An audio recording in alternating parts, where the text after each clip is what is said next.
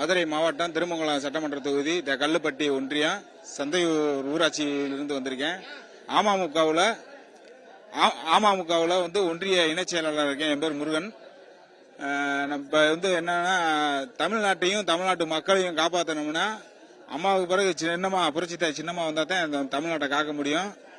அதனால நான் எடப்பாடி தலைமையை ஏற்ற அண்ணன் டிடிவி கட்சியிலிருந்து நான் விலகி இப்ப புரட்சி தலைவர் மக்கள் முன்னேற்ற கழகத்தில் புரட்சித்தாய் சின்னமா ஒரு கரங்களை வலுப்படுத்துவதற்காக நான் கட்சியில் சேர்ந்திருக்கேன்.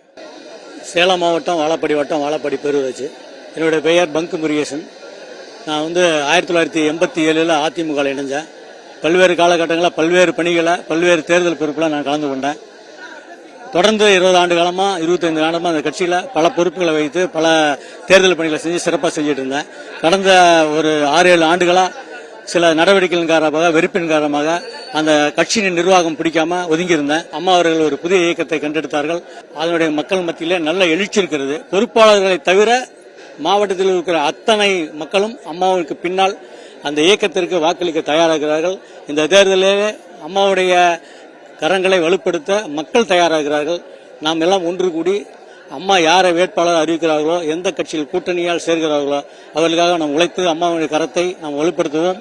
ஆர் சுரேஷ் பேசுகிறோம். மரத மாவட்டம். இப்போ அம்மா ஏற்படுறதுக்கு உதவி நாங்கள் நீங்கள் என்ன சொல்கிறீங்களோ நாங்கள் கட்டுப்படுவோம். எந்த இடத்துல பயணிச்சாலும் நாங்கள் ஒற்றுமையாக பயணிப்போம்னு சொல்லி எங்கள் கிளையில இருந்தோம், எங்கள் ஒன்றியத்தில் எல்லாரும் வந்திருக்கோம். டீகல்பட்டியிலிருந்து இவங்களுக்கே பயணிக்கிறோம். என்னோட பேர் வெற்றிவேல் முருகன். மதுரை மாவட்டம் திராவிட முன்னேற்ற கழகத்தில் பயணிச்சுட்டு வந்தோம். சமீப காலமாகவே இப்போ அவங்க ஆட்சி மேலே நடக்கிற அந்த அதிகமான குற்றங்கள், பெண்களுக்கு நடக்கிற அபியூஸு, இந்த மாதிரி இதெல்லாம் ரொம்ப பாதிக்குது. ஏன்னா நம்ம கூட பிறந்தாதான் அக்கா தங்கைங்கள்னு கிடையாது, எல்லாருமே நம்ம அப்படி தான் பார்க்கணும்.